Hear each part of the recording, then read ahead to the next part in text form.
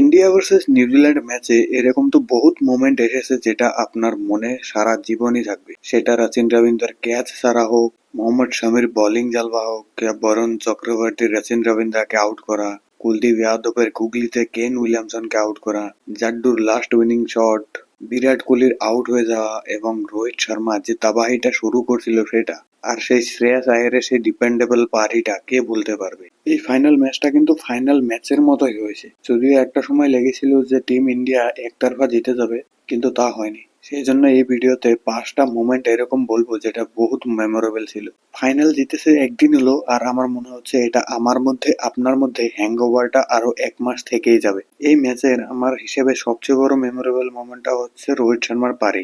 দেখুন, ম্যাচ জিতেছে রোহিত শর্মারা, কিন্তু নিউজিল্যান্ডের ক্যাপ্টেনরা তারও প্রশংসা করছে যে এরকম ক্যাপ্টেন হয় না। বহুত প্রশ্ন ছিল তার ফিটনেস নিয়ে, তার ব্যাটিং নিয়ে, তার ক্যাপ্টেন্সি নিয়ে বহুত আলোচনা হয়েছে, কিন্তু যখনই কোনো আইসিসি ট্রফির ইভেন্ট আসে তখন কিন্তু রোহিত শর্মা একটা আলাদা রঙে দেখা যায়। আবার এটাও এলান করে দিয়েছে তিনি রিটায়ারমেন্ট নেবেন আই ফর্মেট থেকে, মানে এটা তো কমসে কম 50% নিশ্চিত যে তিনি 2027-এর ওয়ার্ল্ড কাপ খেলবেন। রোহিত শর্মা কামাল কামাল করেছে। 83 বল 77 রান, 7টা 4 আর 3টা 6। রোহিত বলে দিয়েছে I am not going to retire from this format.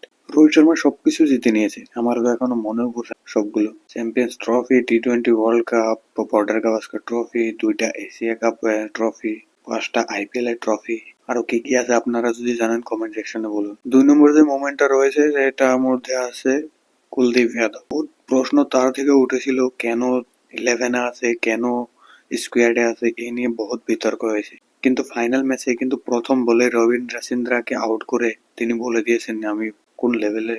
সেই রবীন্দ্রা ট্রেভিস হেডের অবতারে মারতে শুরু করেছিল, আর এটা কিন্তু বিপজ্জনক হতে পারত। আর যদি 5টা ওভার খেলে যেত না রচিন রবীন্দ্রা, তাহলে বুঝতে পারতো। প্রথমে রচিন রবীন্দ্রাকে আউট করেছে, তারপরে কেন উইলিয়ামসনকে। এই দুটো ব্যাটসম্যানকে নিউজিল্যান্ডের কি ব্যাটার বলা হয়, আর এই দুজনকে ব্যাক টু ব্যাক উইকেট নিয়েছে। 3 নম্বরে যেটা মোমেন্ট আছে সেটা হলো ক্যাচ ড্রপের।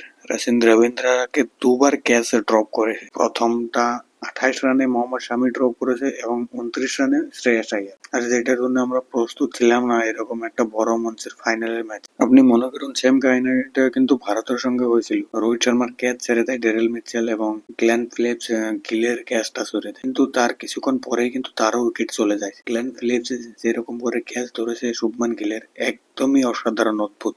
4 নম্বর যেটা মেমোরেবল মোমেন্ট ছিল সেটা হলো dandiya dance between Virat Kohli and Rohit. মানে একটা সময় আসবে যখন আমরা বুড়ো হয়ে যাব, তখন এই পিকচারটা দেখে এই মোমেন্টটা আমরা মনে করবো। হয়তো তারা দুজনও মনে করবে, কিন্তু দুই ভাই দুইজনই তাবাই। 2024-এ বিরাট কোহলি ম্যাচ জিতিয়েছিল ম্যান অফ দ্য ম্যাচ, এবার 2025-এ চ্যাম্পিয়ন্স ট্রফিতে ম্যান অফ দ্য ম্যাচ। টি-20 ওয়ার্ল্ড কাপে অস্ট্রেলিয়াকে ধুয়েছিল রোহিত শর্মা, আর এবার অস্ট্রেলিয়াকে ধুয়েছে বিরাট কোহলি। রোহিত আর বিরাট কোহলিকে দেখে সবাই ভাবছিল যে এটা হতে থাকা উচিত, কারণ এই দুজনকে আমরা 2027-এর ওয়ার্ল্ড কাপে দেখতে চাই। এই দৃশ্যটা আমরা বারবার দেখতে চাই। 5 নম্বর যেটা মোমেন্ট ছিল সেটা ক্রিকেটের থেকে অল্প বাইরে, আর সেটা ছিল যশবেন্দ্র চাহালের। এখন আপনি বলবেন সে তো ক্রিকেট খেলেইনি।